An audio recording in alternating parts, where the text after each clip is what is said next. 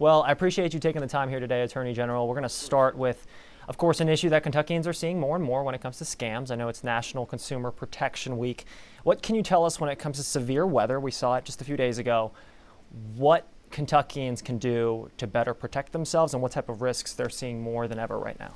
Well, I always tell people to ask probing questions. So you mentioned the storms that swept through Kentucky last week. If there's a contractor that comes to your house, make sure that that is a reputable contractor, someone that you can have confidence in, that's going to do a good job of restoring or repairing shingles that might have come off your roof, or something else, damage related to your home. And so it's important, again, to ask probing questions of that individual and make sure that they are not a fly-by-night operation. They are an operation that is legitimate.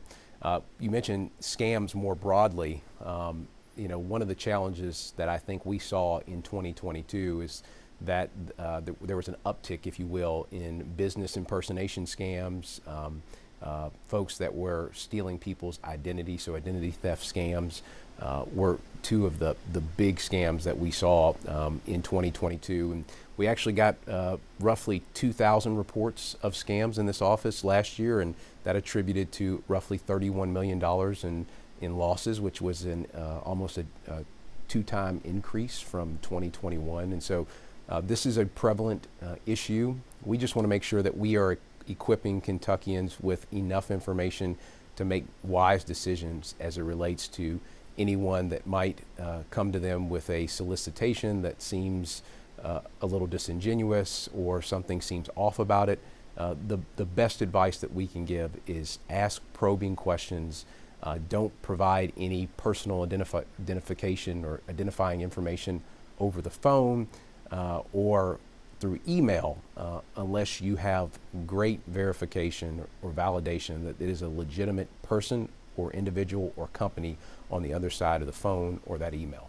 And our understanding is we typically think of seniors as being the most vulnerable, but something that Krista had mentioned is that age group less than 50, I guess, or 50 or younger, they're being hit particularly harder now. Why is that? Yeah, we're actually seeing that scams affect people regardless of age. I think it's anybody 60 or younger. It was roughly 61% of individuals were impacted by scams, and 60 or older was roughly around 39% or so. So this is, again, scams can take advantage. Scammers or fraudsters can take advantage of anybody. And again, we've started what's called the Be a Fraud Fighter campaign, which is, again, just a way for our office to get information out there about asking probing questions, really checking on the legitimacy of an organization or an individual that comes to you saying they represent a particular agency or company.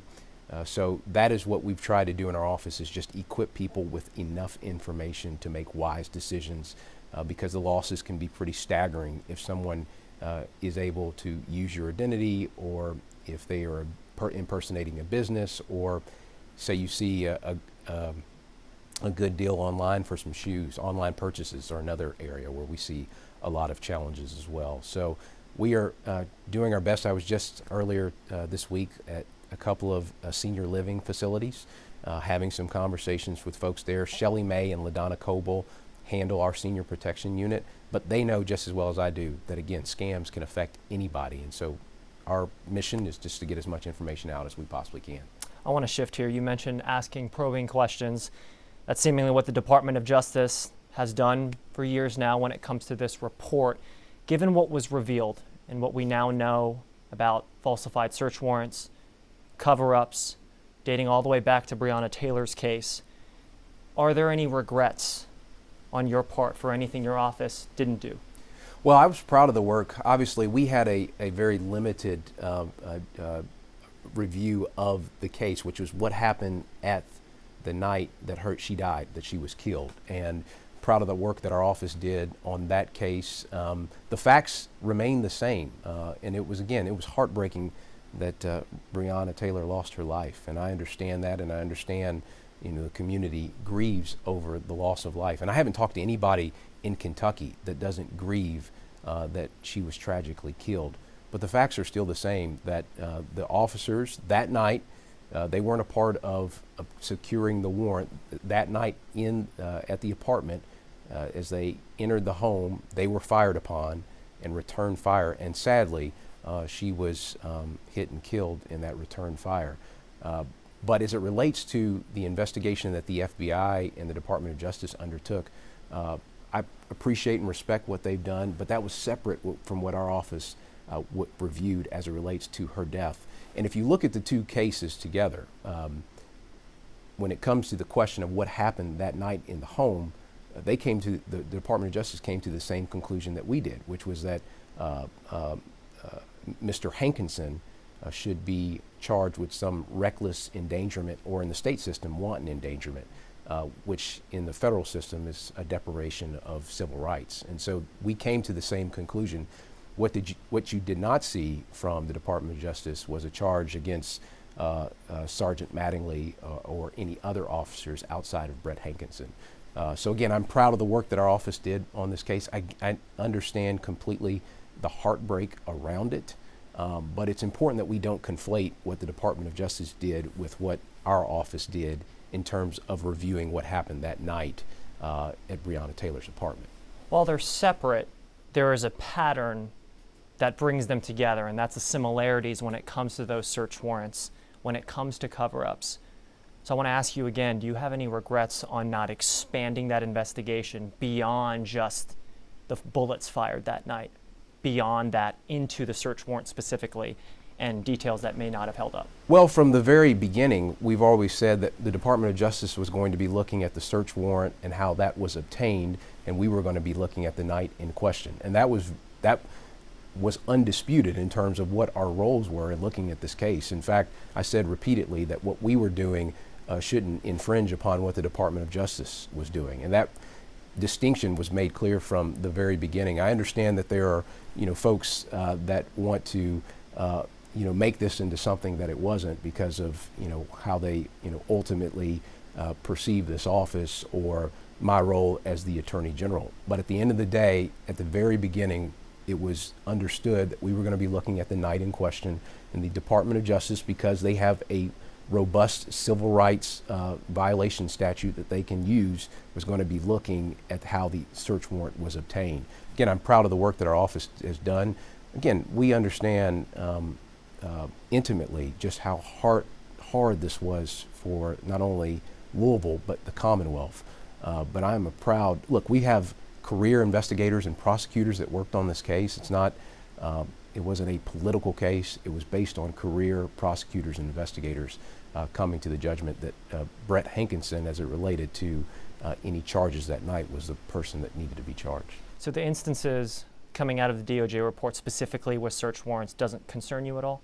Well, I'm not saying that. I certainly respect the work that the Department of Justice has done, and if there are any issues, they certainly need to be addressed. But what the Department of Justice did was undertook a pattern and practice investigation, which is not only what transpired as it relates to Ms. Taylor, but what has transpired in Louisville beyond just one law enforcement incident or engagement. This was something much larger than that. Our office, again, was tasked at looking at what happened the night and Ms. Taylor was killed in her home. So again, I take no issue with the Department of Justice. This is not uncommon for the Department of Justice. They've undertaken pattern and practice investigations in other cities, and that is part of their responsibility to undertake those and make recommendations. They've made recommendations and put cities under consent decrees in other areas as well. The FOP described, our River City FOP in Louisville, described the report as an unfair assessment. Do you?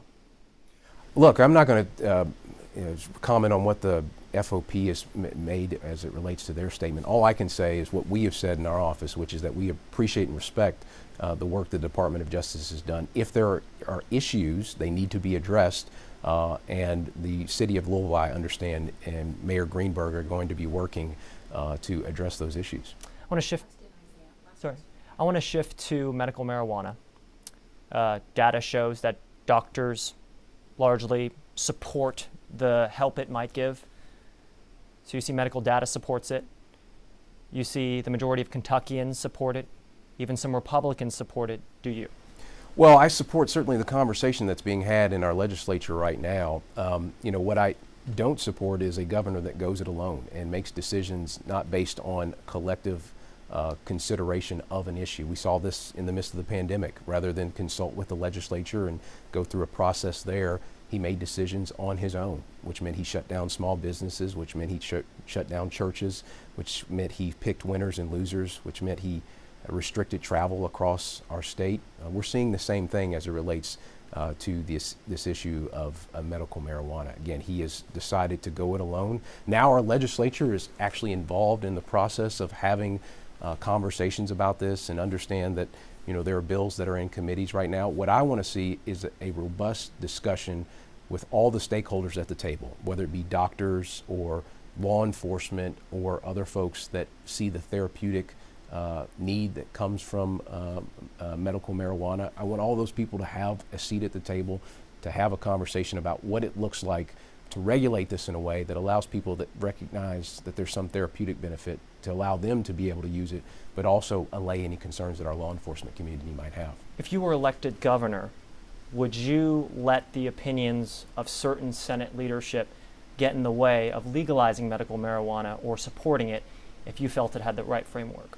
Well, I would make a decision based on is there a collective judgment that has been rendered by our legislature? Have they passed something? If something came to my desk that had been passed and outlined with the criteria that I mentioned, which is that law enforcement feels like it can be regulated in a way that it won't contribute to other drug-related challenges that we have in our state, if the medical community can get behind it, and also if we can get some buy-in from the federal government. Obviously, there is marijuana is still listed as a Schedule I drug by the federal government, and so we need some buy-in from the federal government to allow for us to move in a direction that allows for the legal use of medical marijuana in the state. If those things could happen, if that bill came to my desk, then I would sign it.